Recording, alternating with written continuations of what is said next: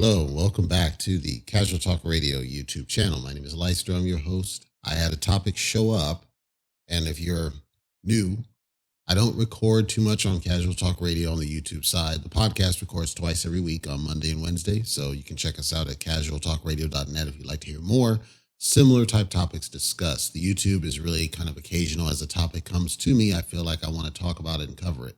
And a topic came to mind, and I was reading about some other people's thoughts on this particular field.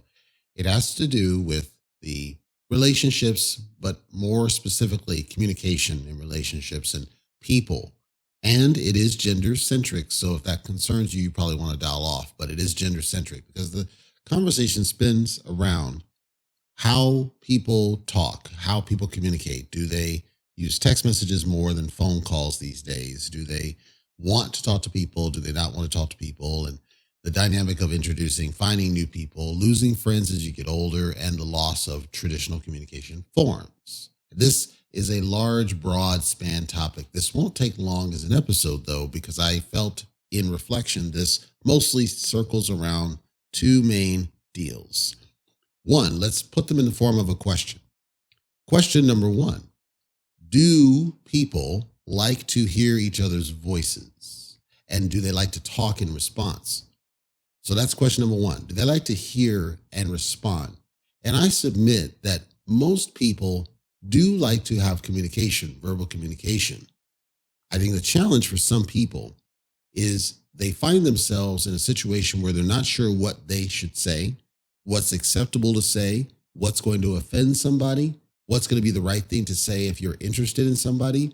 So I believe, in my opinion, people think too hard on the conversation side. This, when text messages came along, presented an opportunity for them to avoid that thought because you're just typing out in a rapid response fashion. There's no real thought or emotion behind your messages. Of course, if you're in a breakup or some other emotionally troubling situation, maybe your text message is a little bit on fire. But let's be honest, there wasn't really full thought put into the text at the moment you type it out.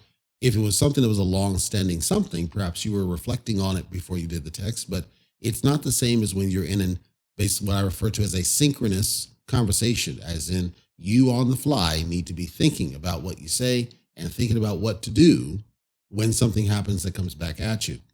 So if you have a male-female relationship and they are at odds, they're having some fallout or something, what happens? Well, if emotions get out of control, they could turn violent, which nobody wants. If it's something where there's just a misunderstanding, we need to talk it out, sit down, talk it through. There's distrust. Perhaps one side does not trust the other. So when there's distrust, you actually aren't listening. You're not sitting down and saying, I want to hear that person's side so I can understand where they're coming from. And as long as they have a strong, concise argument, I'm willing to work with them. If you just inherently don't trust them without proof, that conversation is not going to go anywhere. So perhaps some people feel as there's no point in doing the conversation because we recognize it's not going to go anywhere.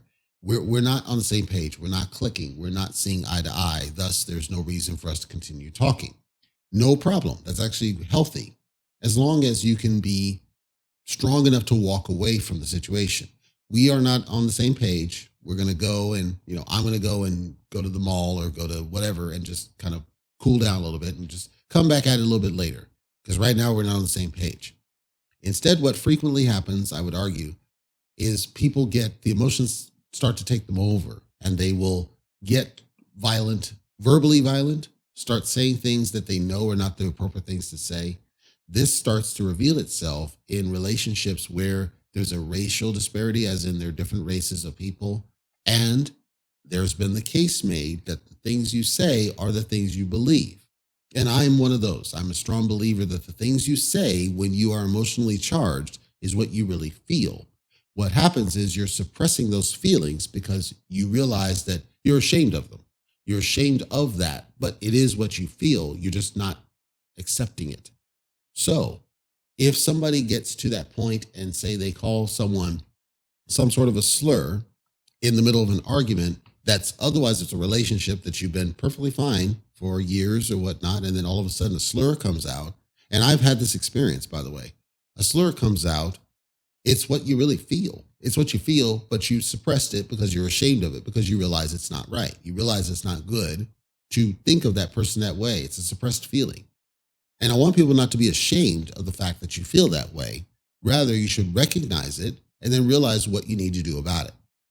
Because if you never reflected on those feelings, those deep root feelings, then you're not really equipped to get into that conversation. You're not equipped to confront that person on anything that might emotionally charge you, because there's a risk that you're going to say something that it's not that you'll regret having said it, it's that you'll regret having allowed it to be released, because you regret that it got to the point that you were so upset, frustrated, angry that this came out, your true feelings came out on it, because it contradicts the other feeling that you probably legitimately do have, which was an affinity towards that person. You truly do like that person at heart, but this situation got you to the point that true feelings that you couldn't have done anything about, and that comes from upbringing, by the way, you couldn't have done anything about, came to surface, and you didn't want them to come to surface. When we accept this, when we look at that, then it's possible that the reason that they don't want to get in those verbal conversations is because they know there's a risk of that happening. This doesn't go to things like slurs. It could be something benign. And if you don't know the word benign, please do look it up. But it could be something totally calm, benign, regular, routine. For example, it used to be that certain words were perfectly acceptable, right? Quote, that's gay. Gay, the word Gay, actually, if you look it up in a dictionary, and I recommend that you don't use online for this, actually pull a physical dictionary just for sanity's sake, actually correlates to the word happy. Now, people's use of it, the context of it, can be determined as offensive because of the nature of not only the current society, but just how you're using it, right? That's gay. Well, what does that mean? Does that mean that that's a good thing? Does that mean it's a bad thing? Depends on what that person's intent was. And so somebody might be offended by their use of the word. The word itself is not a problem. The use of it is a problem. So that also leans into people not knowing how to control how they refer to certain things. This comes also from upbringing. It comes from historical reference. It comes from communication styles that have adapted over time. Good, bad, right, or wrong. I think the reason that people are now so hesitant to communicate verbally is because there's backlash over things that in some cases is not significant enough to warrant the backlash that comes back at them. This came out with Whoopi Goldberg on The View. She said something that was, I knew for a fact when she said it, it comes from the time. She's an older person. So it came generationally as normal. It's not about whether or not it was good, bad, right, or wrong. It was treated as regular speech. Richard Pryor would frequently say things that were regular speech. George Carlin would frequently say things that were regular speech that today simply offend people. So a person from that generation can't know in advance what's going to offend a person from a current generation, because they come from an era where certain conversations were perfectly natural and the words and the use of them were not taken as offensive. They were taken as just conversation. If there's a direct attack on somebody, referring to somebody as a quote spick as an example, there's no contextual way to refer to such a slur in anything other than a direct attack on somebody. Bottom line, it doesn't have any other analogous meaning. It is what it is, which is it is a slur. There are certain words where it is a slur no matter how you contextually use it. And then there are other ones where the context is what matters. What was the intent of the context behind it? This then caused me to think. We just recently saw that our kids in this education system, and I refer to this on the podcast frequently, have been failed. They are struggling. They're having a hard time with the basics of context, with the basics of communication, the basics of reading and writing, the basics of math. They're not being given the same tools that somebody like myself, somebody like yourself have been given. And if you're hearing this and you're saying, geez, this person, the way they speak, I've heard nobody speak the way this person speaks. There's nothing different about the way I speak other than how I chose to interpret what I was educated with. Now, arguably, I adapted mine my own way. It didn't come from school. School gave me the basics. School gave me the idea of context clues, for example. School gave me the pointers. It told me, here's the basics of how this works. I then took encyclopedias, and I do refer to physical books when I say encyclopedias, because I would love to read encyclopedias as a kid. It's something I enjoyed. I found great enrichment out of an encyclopedia as a source of learning.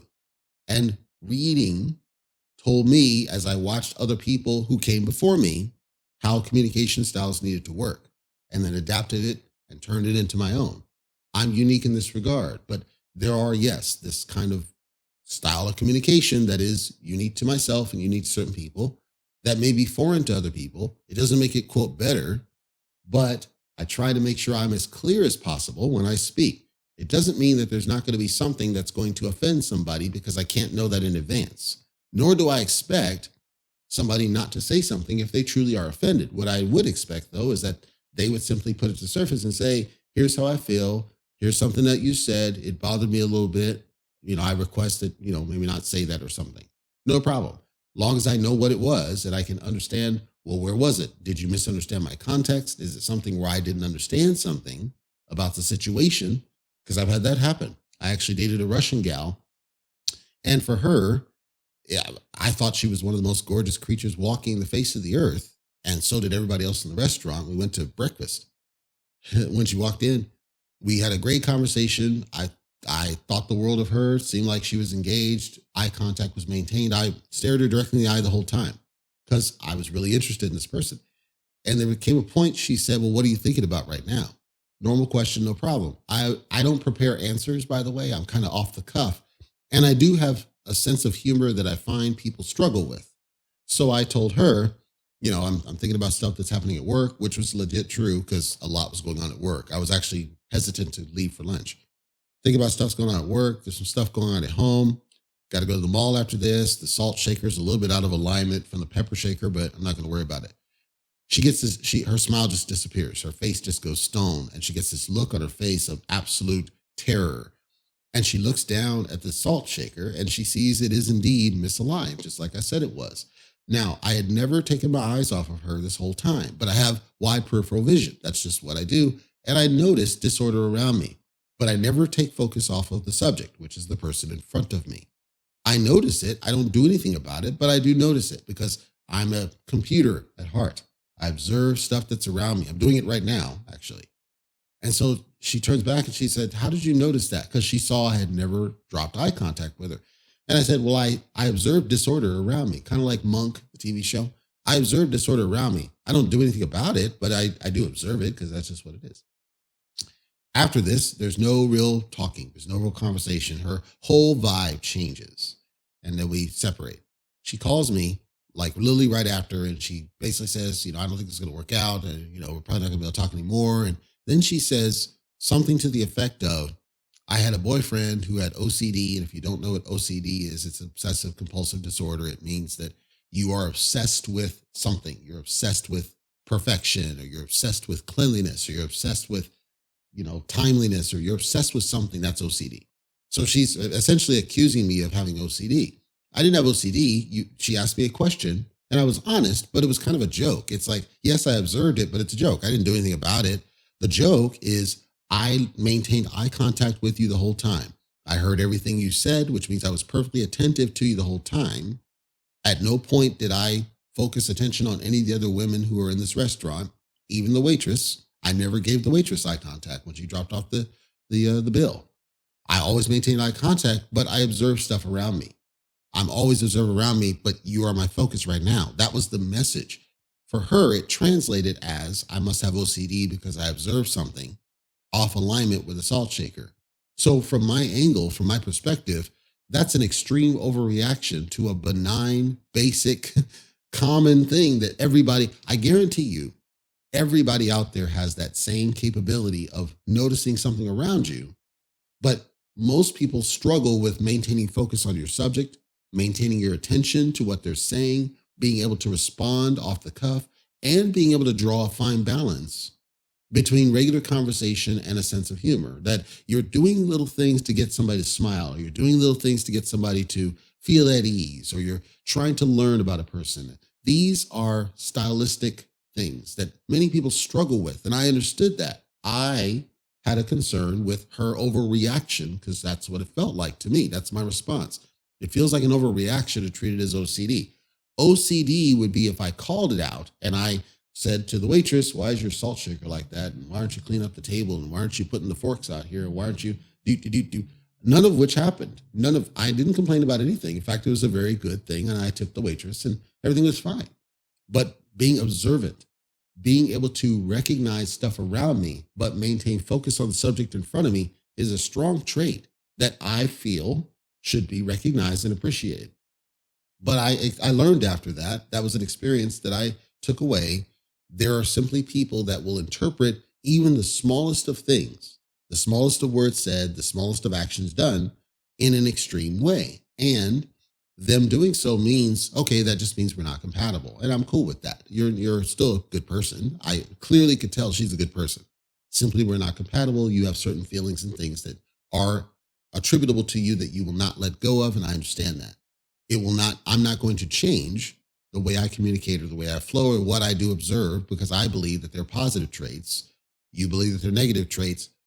Normally positives and negatives attract. In this case, they don't. And I left it at that. And I believe some people may be the same situation, simply that they can't know if there's something that they're going to say, am I going to say the wrong thing and set this person off? And in today's society, setting somebody off might mean something extremely violent. We certainly wouldn't want that.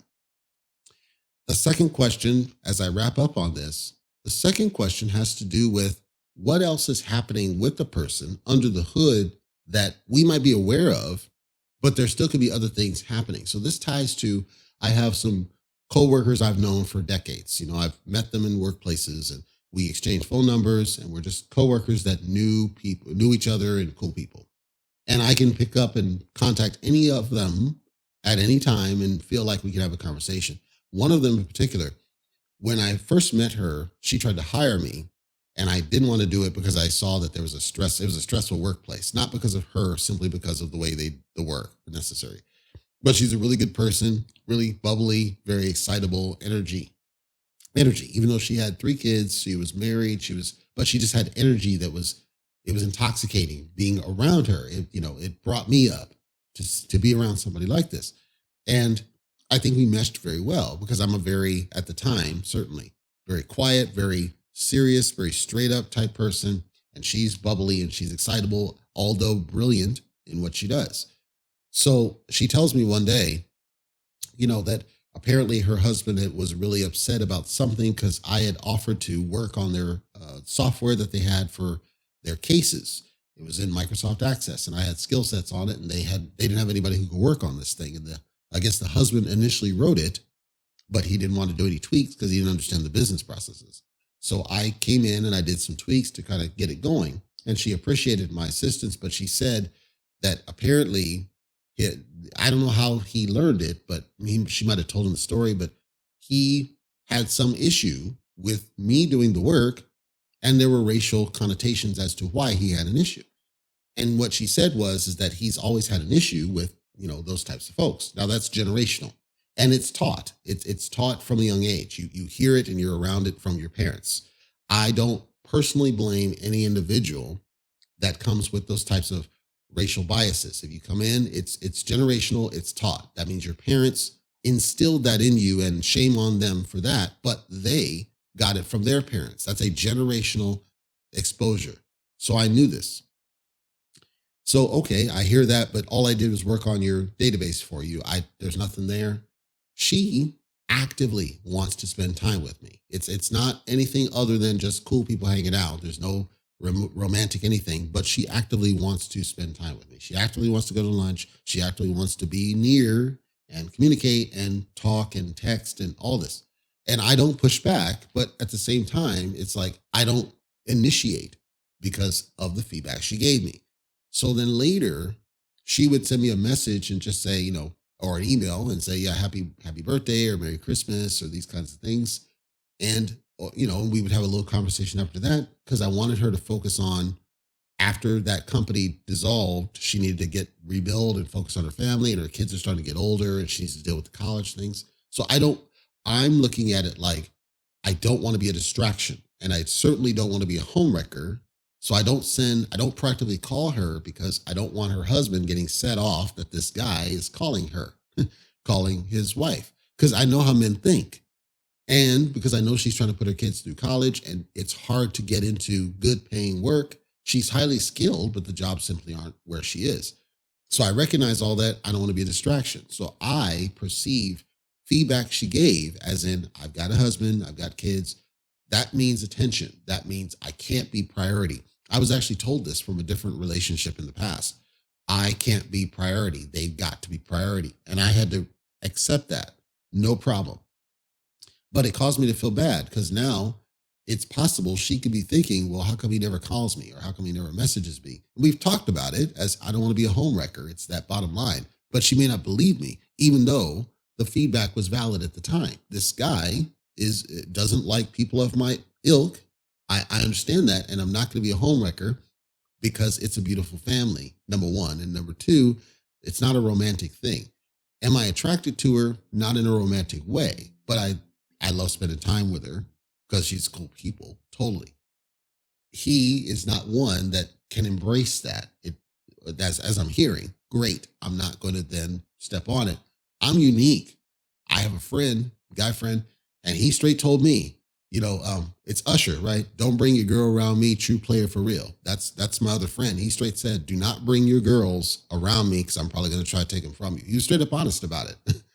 And I've had girls around him, but I knew that they were out of his league. That's why I was okay with it. They were out of his league. They would never have dated him, and he would never have been able to take them because they were just up here. They're like a 9 out of 10 type women, where when he was around them, he was dead quiet. So it was one of those I had to expose him a little bit.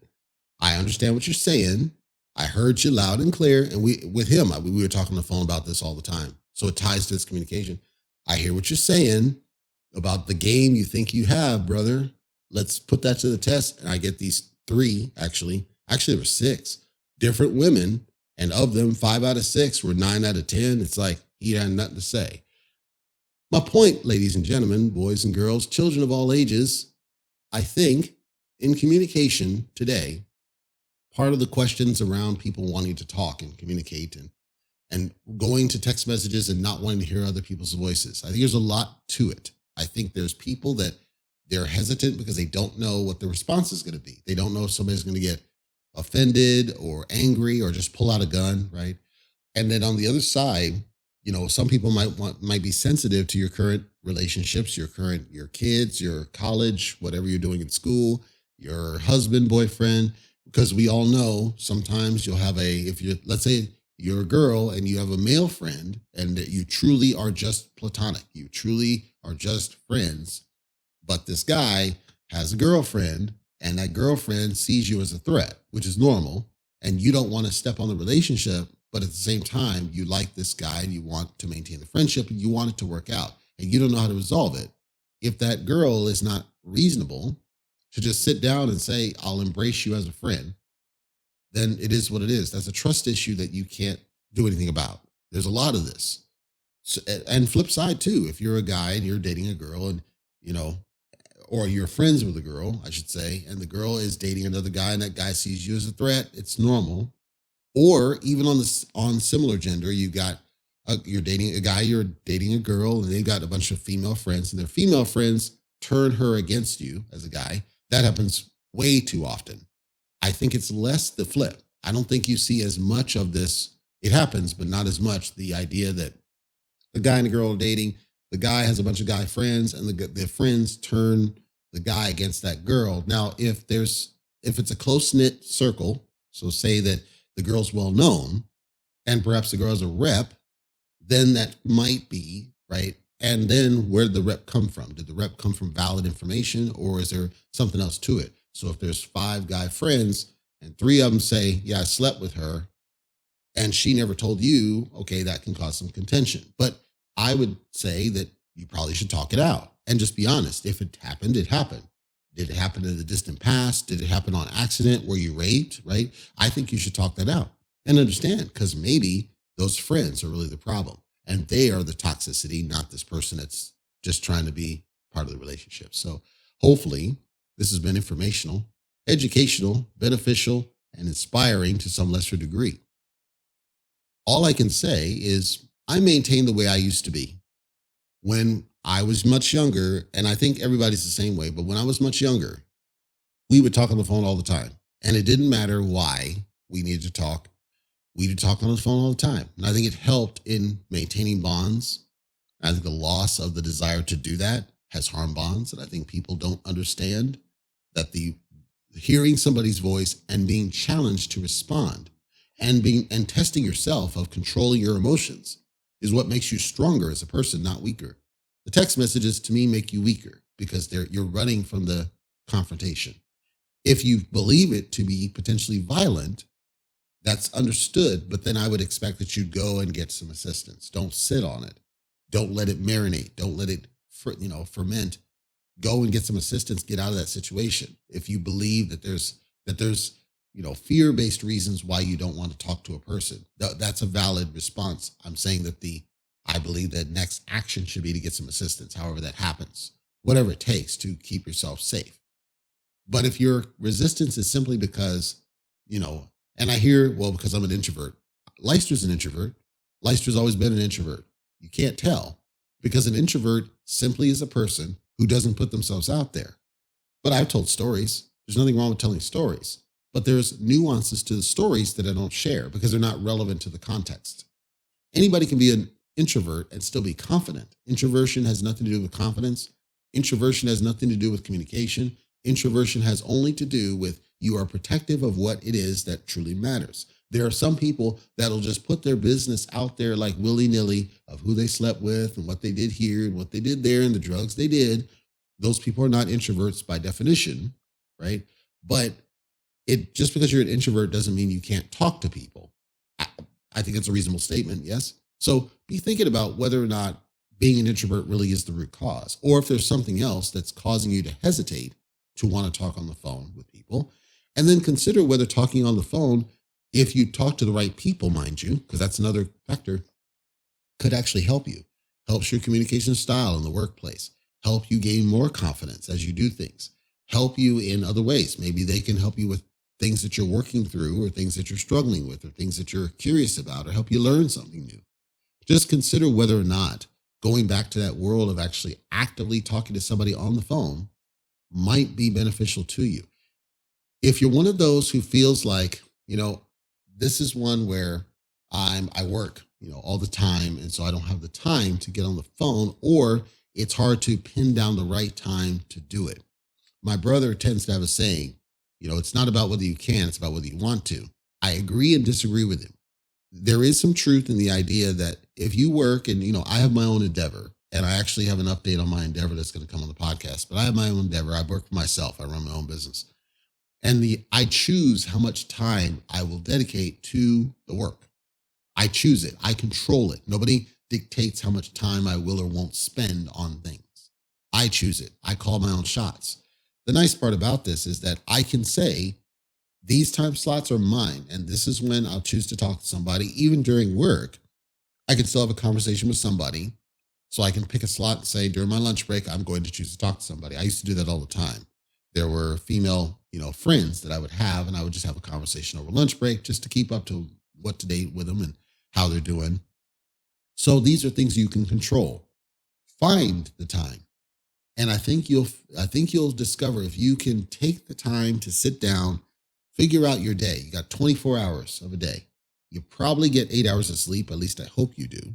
So if you get 8 hours of sleep, that leaves 16 hours. If you work 8 hours, that leaves 8 hours. So for this other 8 hours, what's happening? You might need to take care of kids. If you have kids, you might have a significant other you need to work with. No problem. You got utilities, bills, 100%. There certainly has to be 30 minutes to an hour in there that you can take the time to have that conversation. And I think the other struggle to that as I close is, okay, well, you might have a lot of people, right? I don't think the conversation needs to last too long for everybody. Maybe just to check in and see how they're doing and if there's anything they need help with and if everything's cool and kosher. I struggle with this right now. Okay, when's the right time to call somebody because I don't know if they're at work or they're busy? And then how long is cool? And then others have a difficult time knowing what to talk about. I have not that problem, but others I know do. I guess I would just suggest it's all about what are you feeling? What are you thinking?